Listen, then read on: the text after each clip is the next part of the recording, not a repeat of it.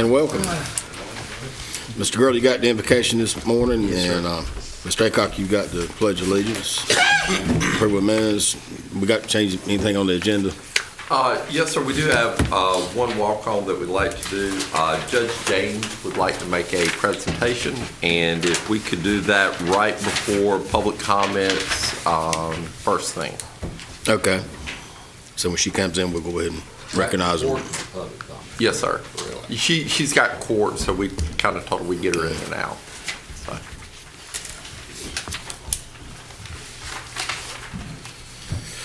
Okay, consent agenda. The present use pay, is that all looking good? Yes, sir. All right, budget amendments. Yes, sir.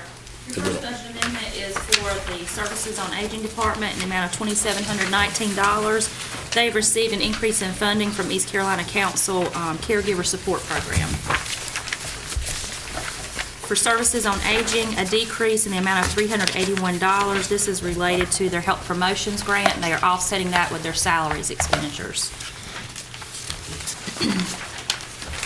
Third one for Services on Aging is a small increase in their Services on Aging general funds. This requires a 25% match, so you see some funds coming from the state and then a small amount appropriated from the Senior Center fund balance. Yes, sir. On that, you said a small amount. Yes, sir. Sometimes in government, small is not small. If you look at the budget amendment, at the very bottom, $64.22, Okay. those are the two amounts that are having to be appropriated. I was just going by the list. I hadn't looked at the actual. Okay. Thank you. That's all right. For the Sheriff's Office, requesting to appropriate additional funds for their fuel line item. They budgeted a sufficient amount, but there was some unexpected expenditures that came up that had to be reallocated from that line item. So they need to replenish that line item to finish out the rest of the year. For the Day Reporting Center, requesting to appropriate an additional $5,100 for the electronic monitoring rental of equipment. They have had an increase in participation due to more judges referring court cases to them, as well as more child support court cases being referred to them. Mr. Honeycutt, could we get some type of report on what the usage of that is? As far as the usage of... We can. We can. I do know the numbers have greatly gone up. I mean, it's good news. Yeah, it is. But I'd like to see where we're at. Yes, sir. Thank One you. thing they're doing is cleaning up the animal adoptions in the mornings. What was that again? The community service is cleaning up the adoptions. I thought you were putting angle bracelets on the dogs. Just leashes. Okay, good enough. For the Maxwell Center, requesting to appropriate to reallocate funds from the contingency line item in the amount of $149,142. This is for several change orders and a point of sale system. Several of these budget amendments do relate to budgeting issues that have risen from the architect's original estimates for the project. We did not include a point of sale system in the original design of it. So if we sell anything, we've got to have it. What does that contingency look like now? Is there still money left in it, or? There are some funds left in it. I'm not sure the exact balance right at this minute. Okay. If We you can get look into that one, for I'd you. just be interested in knowing. Mr. Honeycutt, Yes, sir. I think it might be a good idea after we're wrapping up this project to kind of meet with H&H and tell them where we found some, not errors, but challenges as a result of that whole thing. I mean, I think it was even the monitors that they were putting on the walls were so small. So going forward on their next projects, maybe they can be a little bit better on that estimates. Yes, sir. I actually had a conversation with her on Friday night. Oh, did you? Yeah. Great. I'll tell you about it later. We also got to keep in mind now, we beat her up pretty good on the. Oh, we did. I mean, I still commend her for doing a great job. 'cause She's tough It's a enough. fabulous facility. Everybody's was there. I'm sorry, go ahead, please. That's all right. For the sheriff's office, they've received some additional funds for controlled substance monies, and they are requesting to anticipate and appropriate those monies. For the health department, $7,500. This is to cover the cost of a nurse practitioner. They are experiencing some staff shortages in 2 of those positions, and they need to contract with someone until they can find a permanent replacement. For our 4-H department, they are requesting to anticipate and appropriate some of their fund balance, the Fund 117 fund balance. This is just for some additional non-capital equipment and supplies that they needed during the move to the Maxwell Center. For the Maxwell Center, we are requesting to reallocate $45,950 from contingency. As you know, we did not have any operations monies budgeted at the beginning of the year because we did not know what those would be. And since we've received our certificate of occupancy as of February, all the utilities have now been turned over to us. So this is just an estimate of the utilities that we expect to pay out for the rest of the year. At what time are we going to be able to use that occupancy tax funding for operations? I'm sorry? Did you say we can't use the occupancy tax for operations yet? Is that what you just said? No, we can. Oh, we can. Right. We just did not, at the beginning of the year, we didn't budget for any operations monies because the Maxwell Center wasn't really up and going, so we kind of put everything in contingency. Okay. And as these operating expenditures have come up, we've budgeted for them along, as we moved along. Thank you. For Meadow Lane Elementary, we're requesting to move $79,500 from their school sales tax fund to cover an additional contract that was outside of the original budget. And this is for special testing, construction materials testing and inspections that are having to be done out there. Why was this not figured in with the original contract or whatever you call it? I mean, did we not know that something like this was going to be paid for and it was not included, or? The only items we had when we budgeted and went out for the limited obligation bonds were for the construction contract and for the architect services. So those are the only things that were budgeted for in the original estimate when we did the limited obligation bonds. This was presented to us after that was issued. You did say it comes out of their sales tax. We are appropriating funds out of their sales tax. They don't have a lot of monies left in that fund, but I'm estimating that we should be able to cover this. Mr. Chairman. Point well taken, and that is on projects, you know there's going to have to be some type of testing and so forth. It's other things other than just architectural services. So going forward, I think we need to make sure we reach out to the school board that they put that in as a line item. Okay. I mean, some estimate. I mean, I agree they probably not going to know completely what it is, but not to have any line item for it at all. So going forward, let's learn from that. Thank you. For the sheriff's office, we're requesting to increase their transport reimbursement by $15,000. They've had an increase in the mental health transports. I think some of this might have been due to the temporary closure of the mental health unit at the hospital, and they've had to travel further to get them to facilities. For CDBG hazard mitigation, disaster recovery, we are requesting to anticipate and appropriate $1,534,000. This is to cover the RSM Harris contract for the disaster recovery grant, and this is covered by the grant. And finally, for the library, they have received various donations for their programs and supplies line items, so they're asking to anticipate the $435 in the donations.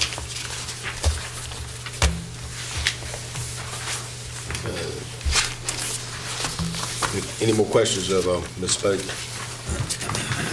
All right, moving on then. I'm sorry, go ahead. I'm sorry. Back to the CDBG hazard mitigation. It may be helpful, as was stated earlier, that there may be just a little more explanation or about specifically what the million something is spent for. I see it's, if you want to speak to a little bit. Here's the man that will know. Here's the man. If you'll remember back, we advertised, had a request for proposals for the administration of the CDBG-DR grant and the HMGP grant. This is simply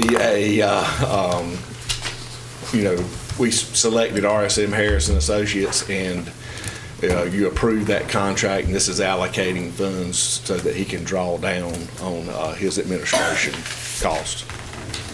So, has he had that amount of activity already, or he's putting Yes, it in sir. there for, sir? There's quite a bit of you remember all the way back to December, we approved plans and policies, about 15 or 16 at one time.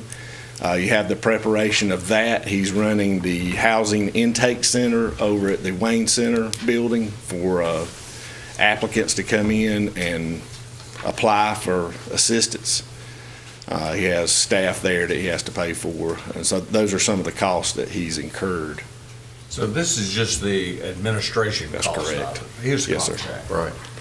And he's not finished the contract, so it's not No. the 1.5 we're paying him now. But we were going ahead and setting that aside from the grant. So when those bills do come in, we have the funds to cover those So that's costs. what I think that's what I was getting at. Yes. He's just Funds sitting there partially, so they can yeah. draw Right. against it. It's Yes, not sir. that they've already accumulated that. that's right. Okay. Right. Yes. That's just, We should expect more drawdowns in the future, is what you're saying. Right, but you shouldn't have another budget amendment because the contract's already been approved and you've already set aside the administrative dollars. Okay. So there's no additional cost associated. And it's fully reimbursable from the grant. Right. thank you, sir. All right. Yes. Okay, let's move on to the resolution for the wastewater merger/reorganization feasibility grant. Thank you, Mr. Chair. As the board's aware, we have received a $50,000 grant from the state to look at a regionalization look for the Fremont, Eureka, Goldsboro sewer system. So this is basically a resolution accepting that grant. So there is no additional cost. I do want to let you know that we have been approached by the town of Pikeville, who would like to be included in looking at the possibility of being added to their system. So I'm in contact with the state now and trying to get some additional funds to go ahead and include them as well. Yeah, I have been contacted by the mayor up there about it as well. So, but we are working on that. The contract has already been signed with Freeze and Nichols. They've already started the process. So to add Pikeville onto the project now would cost a little bit more money. So I'm trying to get that cost and making sure the state would be that reimbursement if we so choose to do that. Mr. Chairman, Yes, sir. how long was this study going to take once it, do you remember? It should be, we're probably talking 60 more days. They've really cranked it up in the last couple of weeks. About a week and a half ago, there was a meeting in Fremont with Eureka and Fremont, and I attended, and the engineers and the board. So it is moving forward. So Okay. it's going well. Okay. Okay, and speaking of Pikeville, the next one is about fireworks over there for their celebration. I think they're having two of them. And it's just a resolution that we need to approve. Yes, sir. Okay, Everything's in order. okay, there's really no explanation for that. Mr. Chairman, Yes, sir. I just want to point out, that's the paperwork filed for those two permits. I mean, that's ridiculous. That's one half of the whole agenda package. Yeah, I see that. Whatever. Okay. And then a motion to approve request to add Leafwood Drive and Hillwood's Place to the DOT. And everything's in order. You want to see me on that?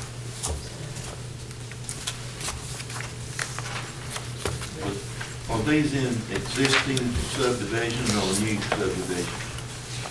This is in Walnut Hill subdivision. Existing subdivision. Walnut Hill, the last section of Walnut Hill subdivision, two streets that were an extension of an existing street and a new street, adding to the state maintenance system. Is this at 5 or 6? Is it at 6? The district? Yes, 6. It's right across from the back entrance of Walnut Creek on Okay. Lake Hill. Okay. Not that it matters. All right, moving on to new business. And I see that we have the folks here present already this morning. Mayor Joe Scott and the town manager Charles Brown and the fire chief here too. Yeah, there he is. Unless y'all want to do it twice. Which one do It's that? up to you. I know you guys need to get back to work. Yeah. So once y'all go ahead. You want us to go ahead? Yeah, go ahead. And All right. Then we'll move it to consent agenda and do the approval from there. Well, thank you. Mr. Chairman, members of the board, thank you very much for putting us on the agenda this morning. I wanted to introduce the gentlemen that are with me this morning. First of all is my town manager, Mr. Charles Brown, and also Mr. Ernie Taylor, who is the chairman and commission of the Wayland Fire District, is with me this morning. And also another gentleman that I want to introduce. And by the way, this gentleman means a lot to me, because if it wasn't for him, I wouldn't be standing before you this morning. 6 years ago, he saved my life. I had an accident in my home, which I fell and broke my leg in 4 places. And on top of that, I punctured a main artery that went to my kidneys, and I was bleeding to death. And this first responder came to my house and started to work on me. And the doctors at Duke said there was 2 things that saved my life: the first responder and God. And I owe this man a lot. And I'd like to introduce him without any further ado, is our Chief Greg Wiggins.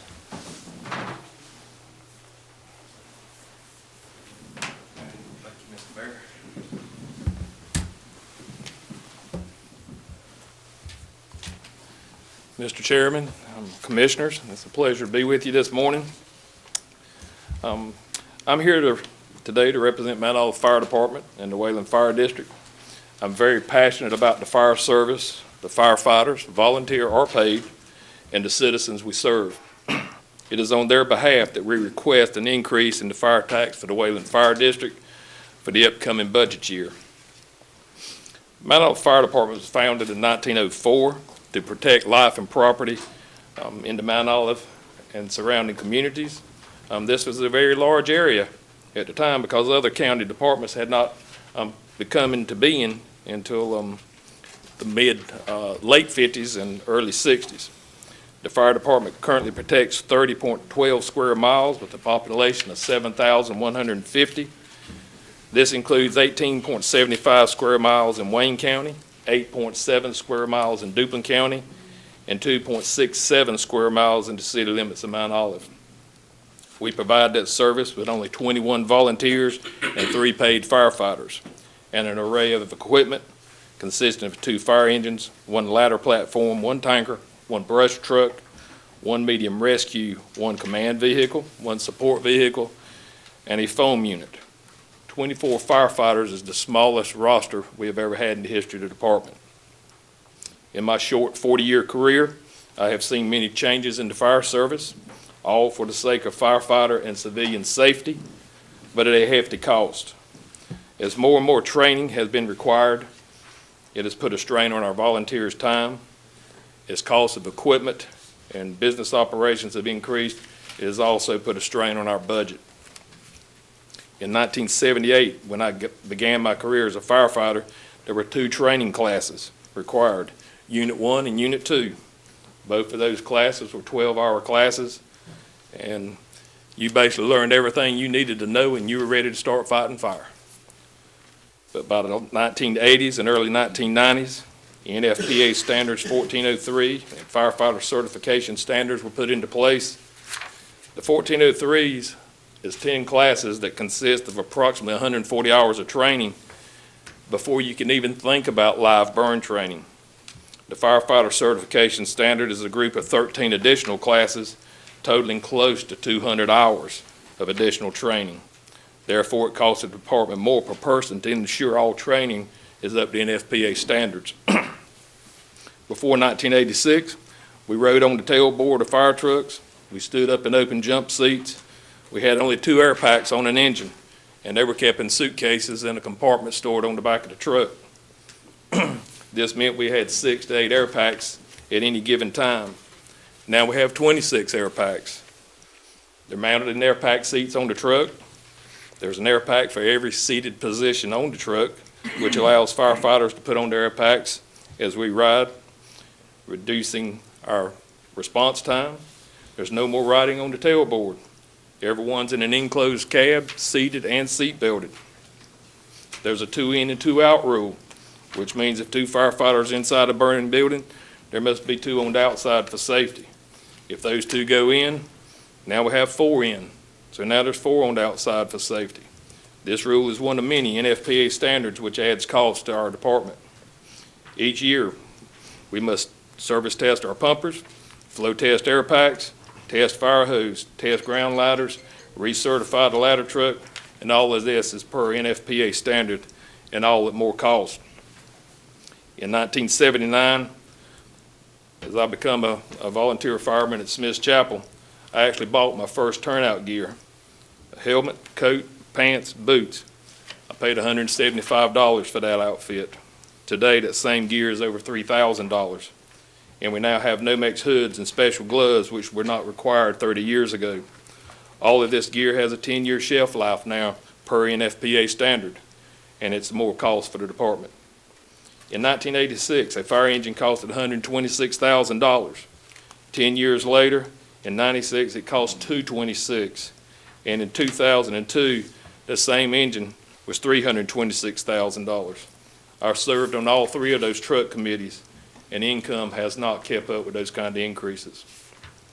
Other department upgrades proved to be costly as well. We recently upgraded our foam unit to increase firefighting capability at Mount Olive Airport at a cost of $20,000. The old unit was 30 years old, and with the upgrades, we have improved response time and more than tripled our foam capacity to 500 gallons.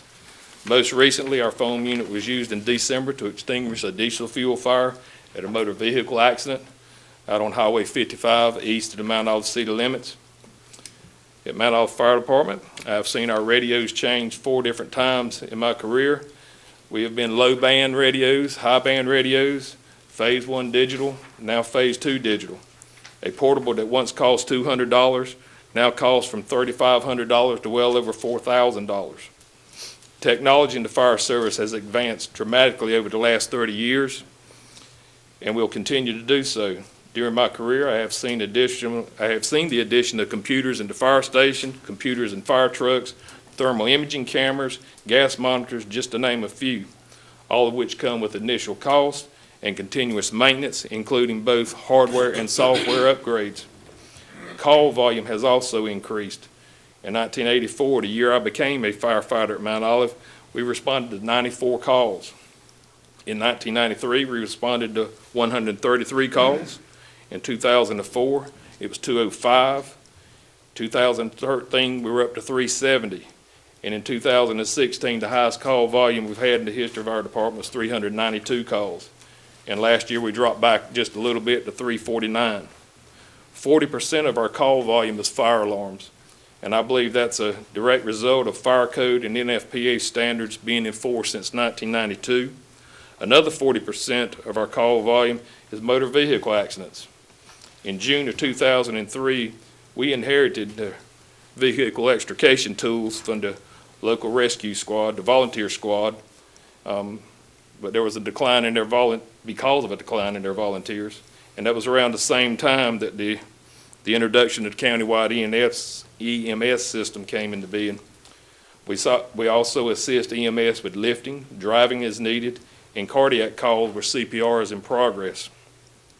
7 years ago, we had to replace those extrication tools at a cost of $25,000 because the old tools were not able to cut the new super metals being used in new car construction, such as boron and hydroformed steels. In 1961, the first paid firefighter was hired at Mount Olive to assist the volunteers with record keeping, equipment checks, maintenance, and upkeep of the building. Our second paid position came in 1994 after changes in the fire code and the FPA standards required the need of a fire inspector.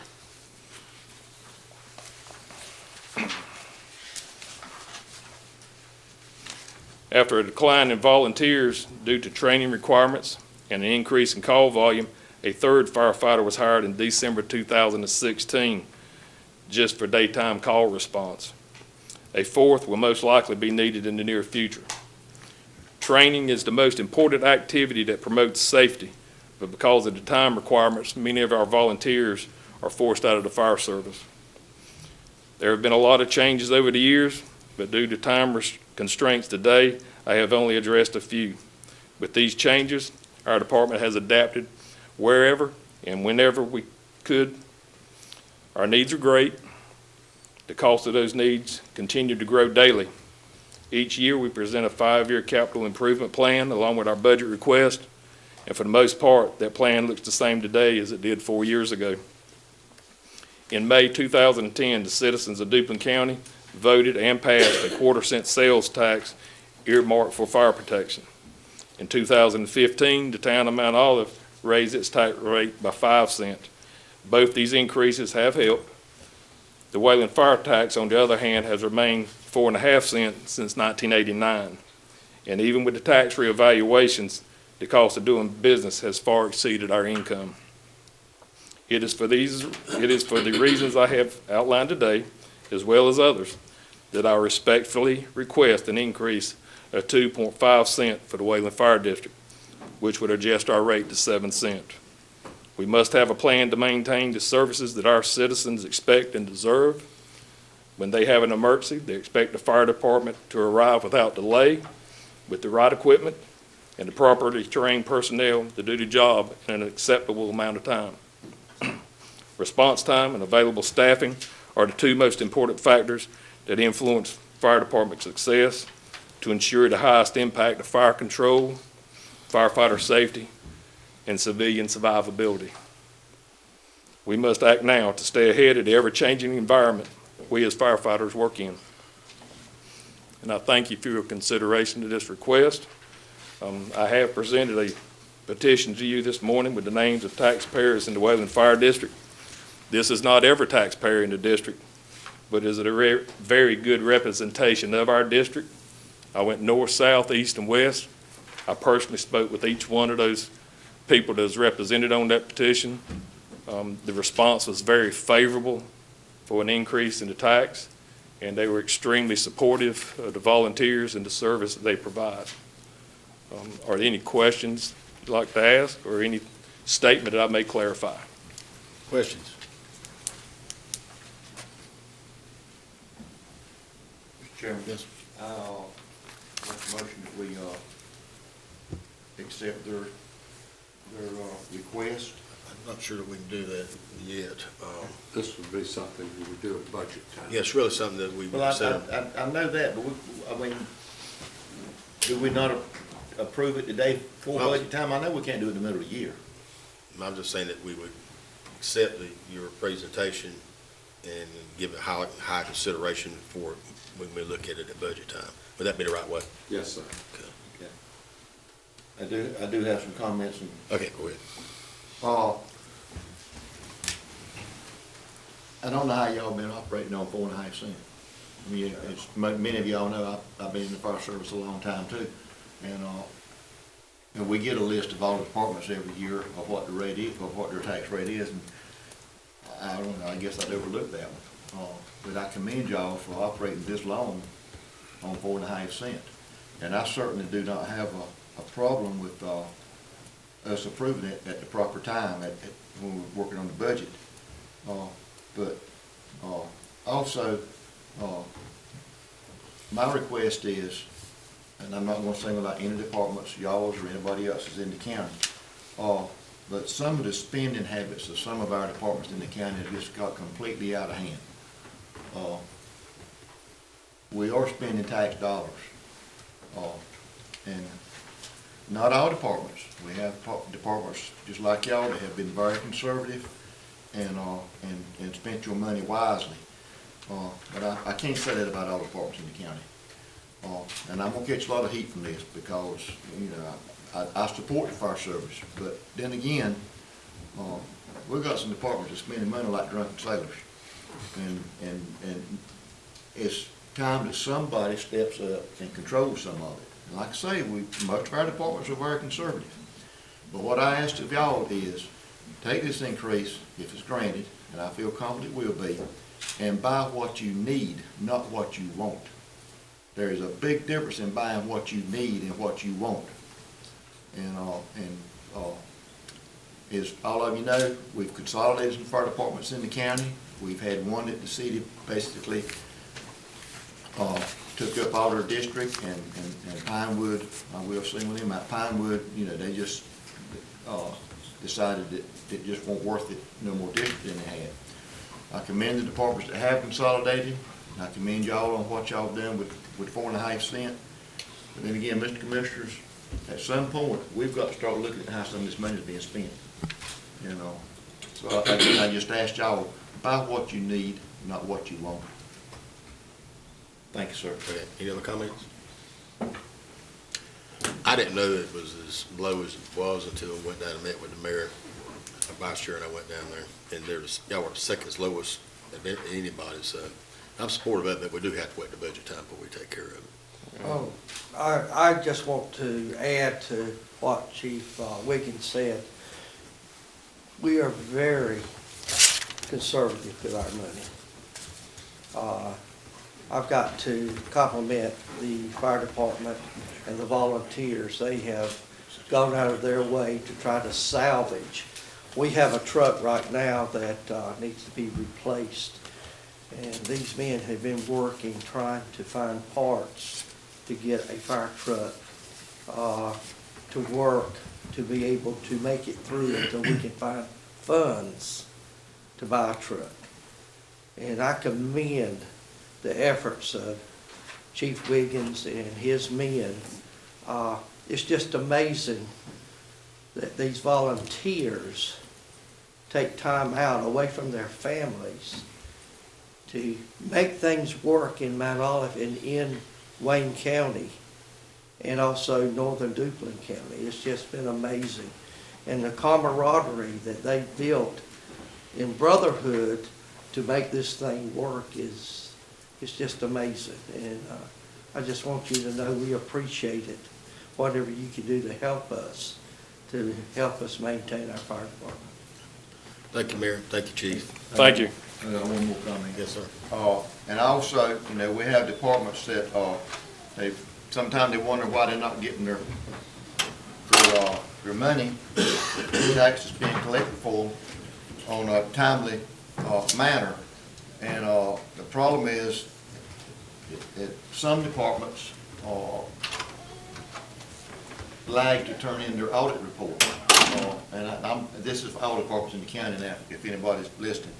We've got to have those audits in before we can release the funds. I hope y'all are not one of them, but there is some out there. And, you know, this is 2018. I mean, you know, times has changed from when these departments got started back in the 50s. I mean, if the paperwork's not done, you're in trouble. So, the ones that lag back and not turn their audits in, you know, you get your audits in, you get your money. Thank you. All right. Like I said, we'll move that to consent for consideration at budget time. If that is correct, the way to do it. Yes, sir. Okay. All right, moving on then. Motion to approve a donation of a 2010 Dodge Charger from the Sheriff's Department to Wayne Community College. We'll address that, Sheriff. This is a Dodge Charger that we're going to surplus probably 8 or 10 months ago, George Wood asked, would I try to get something for Wayne Community College BLET class to use the basic law enforcement class so they wouldn't have to purchase a car out there. And so because of deer wrecks, it's taken me this long to be able to get a surplus car. We kept having to use them, and so now I have one that I can send out there. I've had the striping taken off, and it's ready if you approve it. So it's usable for BLET then? It's usable for BLET, just not on our patrol units in high pursuit. Go ahead. What did you say, because of deer wrecks? How many Yes. deer wrecks have you guys had? We'll probably average 2 a month. Wow. Seems like we need to go hunt some deer. And sometimes you'll go longer, but last month we had 3 or 4, I think. If you've never hit one, and I have, I have. it's something. And they're hitting us as much as we're hitting them. Yeah. They'll just come charging out from the side and just jump at you. Sheriff, you hadn't made a deer mad, had Evidently. He started making deer sausage. Yeah, well, we have to use everything, so you have to salvage things. Okay, thank you, Sheriff. Yes, sir. And we got some, next is the sale surplus property on Nile Street, jointly owned by City of Goldsboro and County of Wayne. Yes, sir. And again, this is on Nile Street, and we have a bid of $13,625. Well, this is better than the last time when we sold it for $1. This is usable property, yes, sir. Yeah, I was gonna let you know it was more than $1. And next we got motion, Chairman, I'm sorry, go ahead. Would I assume that that's half of the tax value? Yes, sir. Yes, it was. Okay, thank you. And also, just to let you know, we had this discussion at our last meeting, and Chip is working with the city and see if there's ways we can do things different as far as advertising. So I appreciate the work Chip's doing on that. Okay, next we got a motion to support Field the Theory campaign, food donation campaign for local nonprofits. It's more of just of a public announcement that we've been asked to do, and by the United Way. Okay. So 28th and 29th, they're trying to put groceries in each seat in the Paramount Theater for food banks. Oh, okay. And next we'll have an approving motion with the Wayne County Chamber for their junior leadership on April 10th. We do on April 10th. We have it scheduled at 1:45. We'll meet with myself and the department heads, and then at 2:15 to meet with the Board of Commissioners. Mr. Chairman, is that on the same day of our commissioner meeting? Or is that different? It's a different, it's the second. It's an agenda day. Okay. Next is the motion to approve the upgrading and detailing of the Seal County Wayne. Is everybody happy with that name? If the board, it's something we were looking at as far as staff, and please, Carol can explain it better than I can. Thank you. The supplier that provided and created our seals that we use to stamp and do paperwork within the contracts and anything within the office, the seals after a while will wear down, they won't hold the ink, and they'll be blurry. The supplier that we use no longer makes them, so we needed to be able to send in a clear picture. Well, Jose in IT found some issues and he refreshed it, but it has to go before the commissioners to be approved, but we don't have to go any further than that. We don't have to register it. So if you'll look at the seal, one thing that we noticed, the scales of justice were tipped in the old seal, so he leveled those. And he also made it clear that there is the blindfold on the lady, so that it's blind justice. And we even the scales, and he just sharpened it up so she didn't look quite so large. It was a very blousy look. It was very blousy look. So he refreshed it, and if you gentlemen approve, then we can order new seals. When I see a budget amendment. So is this No cost. the new seal that you're recommending? Yes, sir, that is the refreshed seal that we're asking you to. One in color and one in black and white? That is correct. All right. But very, very minimal, if you just glance at the existing seal, you really couldn't tell much of a difference. It's just small minor changes that we're adding to it. I'm just wondering why they would have had the original seal where the scales were tipped just a little bit, one side or the other. Well, they were tipped a lot, and we don't know why. Probably because they were telling the truth. Because they were telling the truth. That's why it's tipped, because they were telling the truth. I would say justice is tipped on the scales. It's Justice, that's what I would say. We're well blind, but known it's- for blind justice, so the scales are tipped they were telling the toward truth. blind justice. That's how I would. We had a long conversation at the agenda meeting on this. Well, I wasn't in that, so I'll be quiet. No, go ahead. All right, and then we'll have a video by the Yes, sir. Public Affairs Office. We do need a closed session this morning, don't we? Yes, sir. We got we got about 20 minutes. You think we can get done the first part? And that is for what reason? Yes, sir. It would be to discuss matters relating to location of expansion of industries and business in the county, to consult with me to retain the attorney-client privilege. Is there a motion on the floor to go in closed session? So moved. We got a motion on the floor. Is there any discussion? All those in favor? Thank you.